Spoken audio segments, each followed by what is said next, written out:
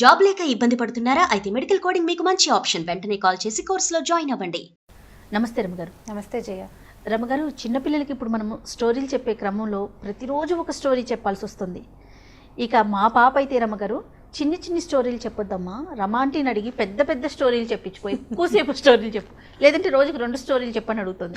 బహుశా మదర్స్ అందరూ ఇదే ఫేస్ చేస్తున్నారేమో అనిపిస్తుంది నాకు కూడా. కొంతమంది అలా మీరు చెప్పే కథలు మా పిల్లలకు చెప్తున్నాం అంటే పిల్లలే డైరెక్ట్గా ఈ ప్రోగ్రామ్ చూడరు కదా, తల్లులు చూస్తారు ఈ కథని. అంటే కొంతమందికి కథలు చెప్పే ఆసక్తి ఉంటుంది, పిల్లలు కూడా వినే ఇంట్రెస్ట్ ఉంటుంది. మీ అమ్మాయి లాగా కనపడ్డప్పుడల్లా కథ అడుగుతుంటుంది. కొంతమంది వింటారు కదా, ఇంట్రెస్ట్ ఉండే పిల్లలకి చెప్పచ్చు.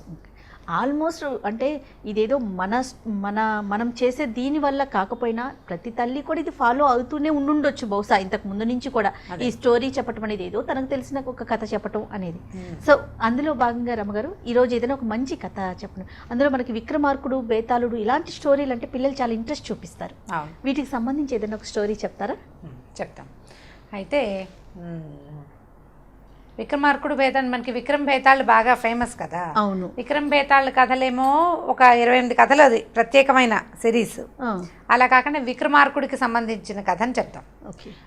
విక్రమార్కుడికి ఏంటంటే ఆయన రాజు అయిన తర్వాత ఆయనకి దీనికి ముందు నేనేమిటి, నేను ఇప్పుడు రాజుని, నేను ఇప్పుడు విక్రమార్కుడిని, ఈ విక్రమార్కుడిగా పుట్టడానికి ముందు నేనేమిటి అని తెలుసుకోవాలని ఉండేదట.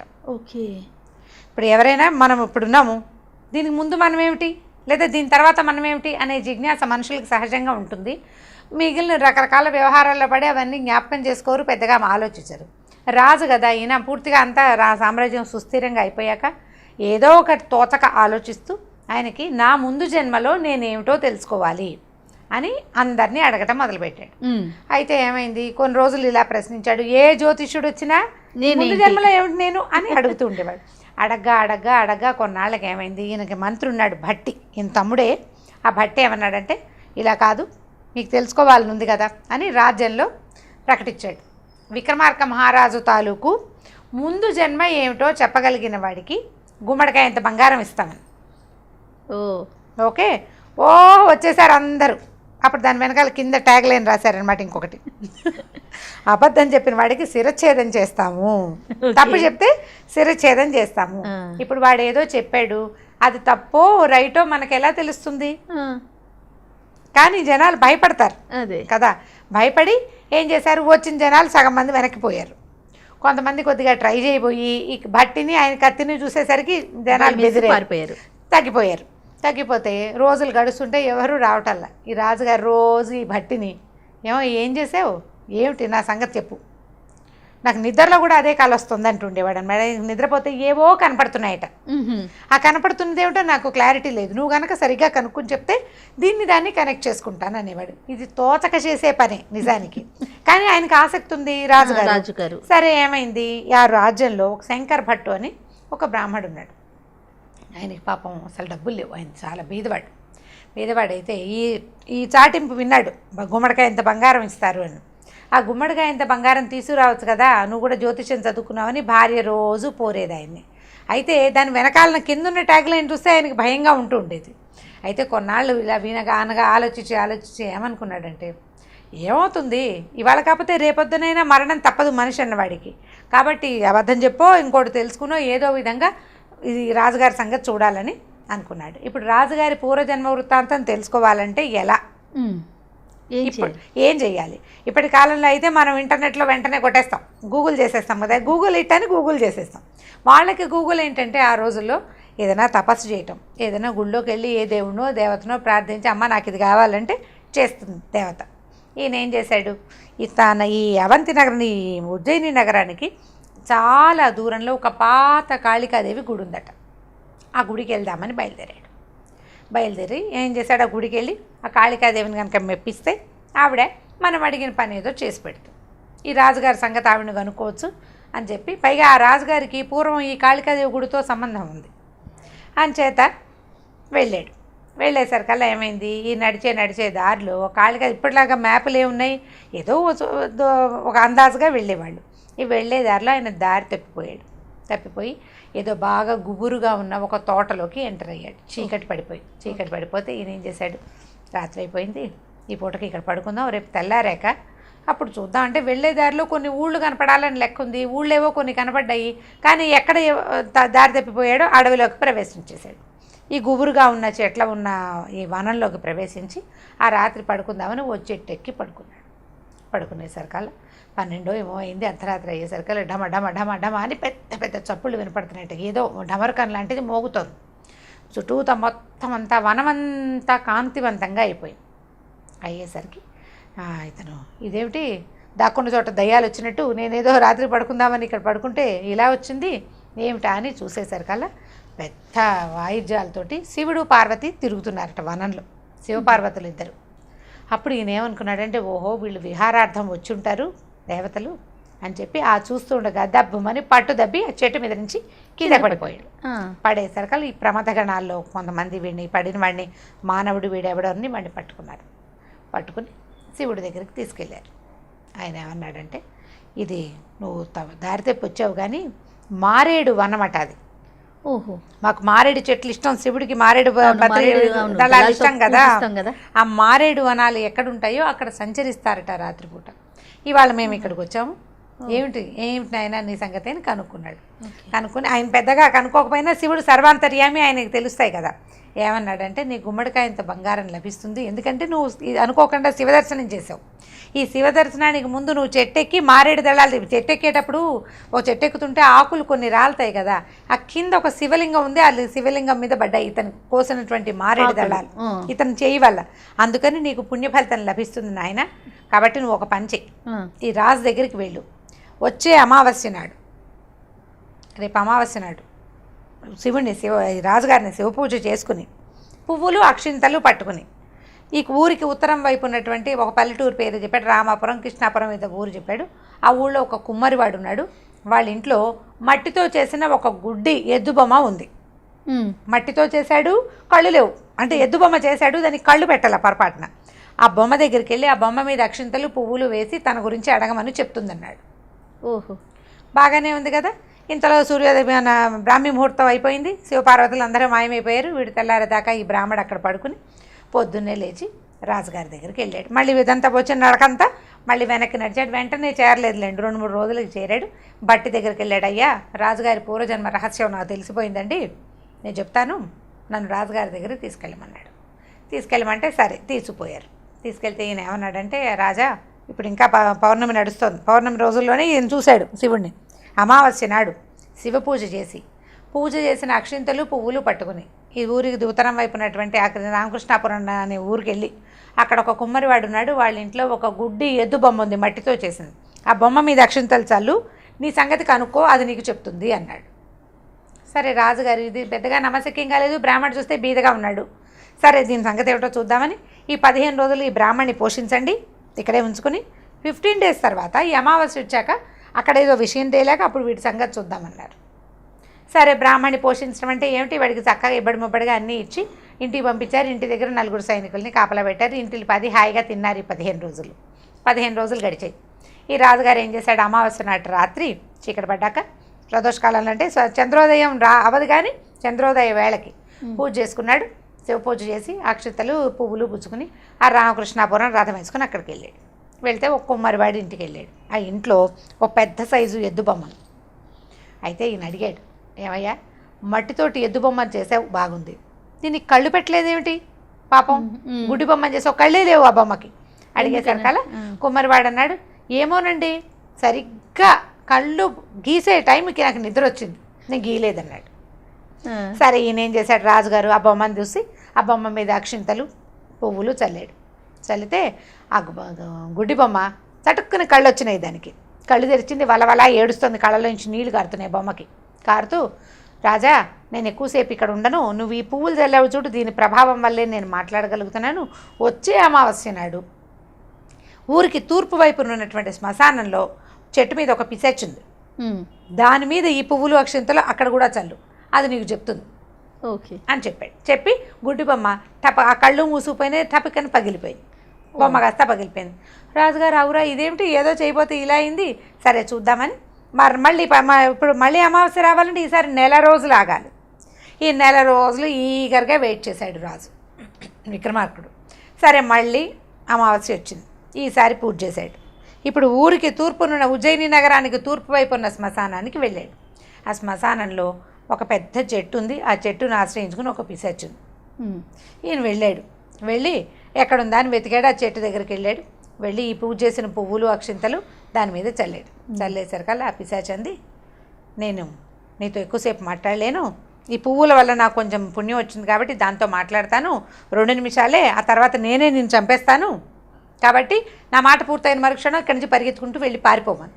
సరే ముందే చెప్పింది. ఏం చెప్పిందంటే, వచ్చే అమావాస్య నాడు ఇంకొక అమావాస్యకి మీ మంత్రి గారి పెద్ద ఆయనకి బోలంతమంది మంత్రులు ఉన్నారు.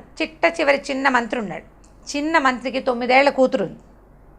ఆ 9 ఏళ్ల కూతురు మీద ఈ అక్షంతల పువ్వులు చల్లి ఆ అమ్మాయిని అడుగు, అది నీకు నిజం చెప్తుంది, నీ పూర్వజన్మ రహస్యం చెప్తుందని చెప్పింది. మళ్ళీ రాజుగారికి మళ్ళా బేతాళి చిట్టెక్కాడండి. ఈ కథ ఇక్కడ అవ్వలేదన్నమాట. ఈ లోపల ఈ వేయగానే ఈ పిశాచి మామూలుగా ఉన్నది కాస్త దానికి బోళ్ళని పళ్ళు గోళ్ళు పెరిగిపోతున్నాయట. రాజుకి అర్థమైంది ఇది మన మీద పడుతుందని. ఈయన ఏం చేశాడు, పరిగెత్తుకుంటా చెట్టు దిగేసి రథం ఎక్కి పరిగెత్తుకుంటూ బయటకు వచ్చేసాడు అక్కడి నుంచి. తర్వాత జరగబోయేది ఏమిటి, మనిషిగా ఈయన గొప్పవాడు కానీ పిశాచాల దగ్గర ఆయన పవర్ పనిచేయదు కదా, కత్తులు గిత్తులు పనిచేయవు. పారిపోయి వచ్చేసాడు. మళ్ళీ 1 నెల రోజులు ఆగాడు. అయితే ఈ 1 నెల రోజులకి 10 రోజుల ముందే పౌర్ణమి వెళ్ళగానే మంత్రులందరినీ పిలిచి అందులో చిన్న మంత్రిని అడిగాడు, నాయన నీకు 9 ఏళ్ల కూతురుందంటే ఉందండి అన్నాడు. అయితే అమావాస్య నాడు మీ అమ్మాయితోటి నాకు పని ఉంది, మీ ఇంట్లో శివ పూజ చేసుకోవడానికి వీళ్ళు ఏర్పాటు చేసి నాకు పూజ చేసుకోవడానికి ఏర్పాటు చేసి మీ పిల్లని నాతో ఏకాంతంగా వదిలిపెట్టాలి అని చెప్పాడు. ఈ మంత్రి హడిలిపోయాడు. ఊరినాయన ఈయన ఏం చేయబోతున్నాడు ఈ పిల్లతోటి. ఇంతకుముందు ఈయన విక్రమార్కుడికి సిద్ధి ఎలా వచ్చిందంటే తన తల తనే నరుక్కుని కాళికాదేవికి బలిచ్చుకుని తను విక్రమార్కుడిగా విజయం పొందాడు. కాళికకి తనని తలే బలిచ్చుకున్నాడు. అంత భక్తుడు అంత పని చేశాడు ఆయన. అంటే అలాంటి పని చేయగలిగిన వాడు. పైగా ఈ 3 నెలల నుంచి ఓ రోజు నెలకోసారి ఆ ఊరు వెళ్తాడు, ఇదేమిటో శ్మశానానికి వెళ్ళి వచ్చాడు. ఇప్పుడు కొత్తగా ఈ కథ మొదలు పెట్టాడు. పిల్లని ఏమైనా బలిస్తాడేమోనని హడిలిపోయారు వాళ్ళు. భయమేసింది వాళ్ళకి. తర్వాత జరగబోయేది ఇదేనేమోనని అక్కడి నుంచి బొణుక్కుంటూ ఎలాగో పాపం ఆ 10 రోజులు గడిపారు. ఆ అమావాస్య పూట మరి రాజు కాదని లేరు. ఏడ్చుకుంటూ పిల్లని ఇంకా కోల్పోతామనుకుని శివ పూజకు ఏర్పాటు చేశారు. ఇప్పుడు 3వ నెల అమావాస్య నాడు రాజుగారు సపరివారంగా మంత్రి గారింటికి వెళ్ళాడు. చిన్న మంత్రి, సాధారణమైన వాడు. చిన్న మంత్రి అంటే ఓ 25 మంది మంత్రులు ఉంటే చివరి వాడు చిన్న పోస్టు, చివరి పోస్టు. సరే వాళ్ళ ఇల్లు ఏదో సుమారైన ఇల్లు, ఇంత పిల్ల ఉంది. వెళ్ళాడు. పూజకు ఒక గది ఏర్పాటు చేశారు, ఒక పెద్ద హాల్ లాంటిది అక్కడ పెట్టారు. శివలింగం పెట్టి పువ్వులు గివ్వులు పెట్టారు. ఈ పిల్లని అక్కడ కూర్చోబెట్టి ఇంటిని బాధి ఏడ్చుకుంటూ బయటికి పోయారు. పిల్లని ఏం చేసేస్తాడో ఈయన ఏం చేశాడు, తన పద్ధతి ప్రకారం శివ పూజ చేసుకున్నాడు. ఈ కూర్చున్న పిల్ల చక్కగా బాసి పెట్టలేసుకుని ముచ్చటగా కూర్చుని 9 ఏళ్ల పిల్ల అంటే ఎంత ఉంటుంది, ఎంత ఉండదు, చిన్నపిల్లే కదా. ఏం చేశాడు, ఈ పువ్వులు అక్షంతలు అమ్మాయి మీద చల్లాడు. అమ్మా నా సంగతి నీకు తెలుసా, నేనెవరో నీకు తెలుసా, నేను ఇంతకుముందు 2 చోట్లకి వెళ్ళాను. వాళ్ళిద్దరూ ఒకళ్ళ తర్వాత ఒకళ్ళు నీ వైపు నన్ను మళ్ళించారు, నీ వైపు నా దారి మళ్ళించారు. నీకు నేను తెలుసా, తెలిస్తే దాచకుండా చెప్పు అన్నాడు. ఆ పిల్ల నవ్వింది. నవ్వితే ఈయనకి చాలా సంతోషం వేసింది. నవ్వేసరికి ఎందుకు తనకి సంతోషం వేసిందో ఆయనకి తెలియదు. అప్పుడు ఏం చెప్పిందంటే, రాజా కిందటి జన్మలో నువ్వు రామశర్మ అనే ఒక బ్రాహ్మడి, నీకు ఒక భార్య, ఓ కొడుకు, కోడలు ఉన్నారు. అయితే మీరున్న ఊళ్ళో చాలా ఎక్కువ ఫ్లడ్స్ లాంటివి వచ్చి జనజీవనం అంతా అల్లకల్లోలం అయిపోతే ఏం చేశాం మేము, ఈ అల్లకల్లోలం అయిపోయిన తర్వాత మొదటి 3-4 రోజుల పాటు మన ఇంట్లో భోజనమే లేదు, ఆహారం లేదు. 4 రోజుల పాటు పస్తులు ఉన్నాం. 5వ రోజు కొంచెం వాన గీన తగ్గి జనాలంతా కొంచెం శాంతన పొందుతున్నారు. అంటే ఊళ్ళో జనాలు కొద్దిగా సద్దుమణిగా కాడావిడంతా. 5వ రోజు ఈ బ్రాహ్మడట యాయవారానికి వెళ్ళాడు. అంటే మామూలుగా బ్రాహ్మలు పూజలు అవి చేయిస్తారు ఎవరింట్లోన. వాళ్ళు ఏమైనా ఇస్తే తెచ్చుకుంటారు. ఏ పూజలు అవి లేని రోజుల్లో వీళ్ళు ఏం చేస్తారంటే భిక్షకి వెళ్తారు ఊళ్ళోకి. వెళ్తే ఈ ఊళ్ళల్లో గృహస్థులు ఏదైనా బియ్యము అవి ఇవి ఇస్తే అవి తెచ్చుకుని వంట చేసుకోవాలి. అయితే ఈయన వెళ్ళేసరికి ఊళ్ళోకి ఊరంతా అల్లకల్లోలక. నిన్ననే ఫ్లడ్స్ తగ్గితే ఇవాళ వాళ్ళు టెంగు రంగామని ఉండలేరు కదా. ఆ ఊరంతా అల్లకల్లోలంగా ఉంది. ఏదో జనాలంతా ఎక్కడెక్కడ వస్తువులు తెచ్చుకుంటారు. తడిసిపోయిన నీళ్లు బాగు చేసుకుని గందరగోళంగా ఉన్నారు. 4 గుప్పెళ్ళ బియ్యం మాత్రమే దొరికినాయట ఆ రోజు. ఓకే, 4 గుప్పెళ్ళ బియ్యం వస్తే ఈ బియ్యం పుచ్చుకుని ఈయన ఇంటికి తీసుకొచ్చాడు. తీసుకొస్తే భార్య ఏం చేసింది, కోడలు కూడా మరి పెద్దదేం కాదు, పెద్ద కొడుకు 18 ఏళ్ళ కొడుకు, ఓ 13-12 ఏళ్ళ చిన్నపిల్ల కోడలు. అయితే ఈ భార్య ఈ 4 గుప్పెళ్ళ బియ్యాన్ని ఇంట్లో ఏ శనగపిండి ఉందో లేకపోతే ఏ పెసరపప్పు ఉందో అది వేసి మొత్తాన్ని వీళ్ళు తినడానికి ఒక పదార్థం ఏదో తయారు చేసింది. 4 విస్తళ్ళలో అంతంత ఉన్నది ఎంతో పదార్థం. 4 పెళ్ళి బియ్యం అయితే ఎంత వస్తుంది? 4 భాగాలు చేసి భోజనాన్ని కూర్చున్నారు. కూర్చుంటే బయట నుంచి ఓ 2 బ్రాహ్మలు తలుపు కొట్టారు. బయట తలుపు కొట్టి మాకు ఆకలిస్తుంది ఆయన, 5 రోజులైంది ఆహారం తిని, ఏదైనా ఒక ముద్ద పెట్టండి, భోజనం పెట్టండి, బ్రాహ్మణులని తెలిసే వచ్చామని అడిగారు. అడిగేసరికల్లా ఈ బ్రాహ్మణుడు లోపలికి వచ్చేసరికల్లా ఆయన భార్య పెద్దగా గర్జించి 5 రోజులు పస్తు తర్వాత ఇవాళ మనం అన్నం తినడానికి వస్తే వీడెవడో వస్తావా అని చెప్పి తన విస్తరి తన కొడుకు విస్తరి పక్కకు పెట్టి, నేను నా కొడుకు తినకుండా కుదరవు, నువ్వు నీ కోడలు ఏం చేసుకుంటారో చేసుకుంటాను. తనతో పాటు కొడుకును కూడా ఆవిడ కొడుకు నా కొడుకు అన్నానికి మాడిపోతాడు. ఇంకా చిన్నదైన కోడలు మాడినా ఆవిడకి లెక్కలేదు, కోడలు ఎవరి పిల్లో, ఈవిడ కొడుకు తను మాడకూడదు, మేము మాడం, నువ్వేం చేసుకుంటావో చేసుకో అని 2 విస్తళ్ళు పక్కకు తీసుకుంటే ఈయన కోడలు కేసు చూస్తే మీరు ఏది చెప్తే అదే చేస్తాను మామయ్య గారు అని చెప్పింది పిల్ల. అప్పుడు ఈయన ఏం చేశాడు, 2 విస్తళ్ళు తీసుకెళ్ళి, అయ్యా ఈ పూటకి ఇదే ఉంది, ఊళ్ళోకి వెళ్తే 4 పెళ్ళే దొరికినాయి, ఈ 2 విస్తళ్ళు మీ ఇద్దరు చెరుకో భోజనం చేయండి అంటే వాళ్ళు అన్నారు, అయ్యా భలేవాడివి, ఏదో ఉంది ఉన్న పదార్థం, 4 ఇందులోనే పంచుకుని తిందాం, ఇంకో 2 విస్తళ్ళు తెమ్మని సగం చేసుకుని ఆ 4 కలిసి ఆ 2 బ్రాహ్మలు, ఈ ఇంటివాడైన రామశర్మ, ఆయన కోడలు చిన్నపిల్ల 4 భోజనం చేశారు. అయితే ఈవిడ ఏం చెప్పిందంటే, ఆ రామశర్మవి నువ్వు బ్రాహ్మలకి నువ్వు 5 రోజులు వస్తున్నా కూడా నీతో పాటు అంటే నీ దగ్గర ఉన్నదాన్ని వాళ్ళకి ఆహారంగా మొత్తాన్ని సమర్పించడం వల్ల నువ్వు రాజయ్యావు. ఓహో. ఆ విస్తర్లు 2 లాగేసుకున్న నీ భార్య పిశాచయింది. ఓహో. ఇప్పుడు వాళ్ళ అమ్మ చెబితే, కాదమ్మా అట్లా అంటే ఎట్లా, బ్రాహ్మడికి అన్నం పెట్టకపోతే ఎట్లా అని గుడ్డెద్దులాగా వాళ్ళ అమ్మని ఫాలో అయినటువంటి ఈ కొడుకు ఈ గుడ్డి ఎద్దు బొమ్మ అయ్యాడు. అంటే రాజుకి వెంటనే ఆ పిల్ల నవ్వంగానే తనకు ఎందుకు సంతోషం కలిగిందో ఆయనకు తెలిసింది, కోడలే ఈ పాప, ఈ ఎదురుగుండా ఉన్న చిన్నపిల్ల. అప్పుడు రాజుగారు ఏం చేశాడు, ఆ పిల్లని చాలా మెచ్చుకుని అక్కడి నుంచి బయటకు వచ్చి ఈ మంత్రికి చెప్పాడు, మీ అమ్మాయిని నా కోడలుగా చేసుకుంటాను నేను. పిల్ల చచ్చిపోతుంది అనుకున్నారు, చచ్చిపోతుంది అనుకున్న చిన్న మంత్రి గారి, సాధారణమైన మంత్రి గారి కూతురు రాజుగారి కోడలవుతోంది. ఇప్పుడు రాజుగారి కోడలై ఊరుకుంటుందా? రేపొద్దున రాజుగారి తర్వాత రాజు ఎవరవుతారు? కొడుకే రాజు. అప్పుడు కోడలు రాణవుతుంది. తనకి వంతుకి వచ్చిన ఆహారాన్ని పెద్దవాళ్ళు ఏం చెప్తే అది చెయ్యాలన్న ఇంగిత ఉన్నందుకు ఆ అమ్మాయికి మరుసటి జన్మలో ఒక మంత్రి గారింట్లో పుట్టే అవకాశం వచ్చింది. అక్కడి నుంచి రాణి అయ్యే అవకాశం తనంతట తను ఏ ప్రయత్నం చేయకుండానే వెతుక్కుంటూ వచ్చింది. మంచి స్టోరీ. అక్కడి నుంచి ఇప్పుడు రాజు తనకి బ్రాహ్మడయ్యుండి తనకి దొరికిన చిన్న అంతకుముందు భిక్ష ఎత్తుకున్నాడు ఆయన, మనం కథలో చెప్పింది అదే కదా. భిక్షను తెచ్చుకున్న పదార్థాన్ని కూడా ఇంకొకళ్ళకి భాగం పెట్టడానికి అతను సాహసాన్ని చూపించినందుకు అపరిమితమైన సాహసం కలిగిన విక్రమార్కుడు వంటి జన్మ వచ్చింది ఆయనకి. ఎన్ని లక్షల మంది బ్రాహ్మల్ని పోషించాడో విక్రమార్కుడు. ఇప్పటిదాకా మనం విక్రమార్కుడు గురించి చెప్పుకుంటూనే ఉన్నాం. ఎంత జ్ఞాపకం ఉంది మనకి. రాజులు అంటే బెస్ట్ రాకింగ్ విక్రమార్కుడే. విక్రమార్కుడు అసలు ఎలాంటి రాజు అంటే ఆయన స్వర్గానికి వెళ్ళి రంభా ఉరుసుల డ్యాన్సుల్లో ఎవరి డ్యాన్స్ గొప్పదో చెప్పగలిగేంత ప్రతిభాశాలి. ఈ ముందు జన్మలో చేసిన దానం వల్లే అతనికి ఇలాంటి జన్మ వచ్చిందని చెప్తారు. మన పురాణాల ప్రకారం మనం హిందూ ధర్మంలో కూడా మనం ఏం చెప్తామంటే, ఇప్పుడు మనం ఏం చేస్తామో దాన ధర్మాలే మనం తర్వాత జన్మకి క్యారీ అవుతాయి. అవి మనం ఇప్పుడు చేసే చెడుని మనం ఇప్పుడే అనుభవించాలి. ఒకటి తర్వాత జన్మలో కూడా అనుభవించాల్సే వస్తుంది.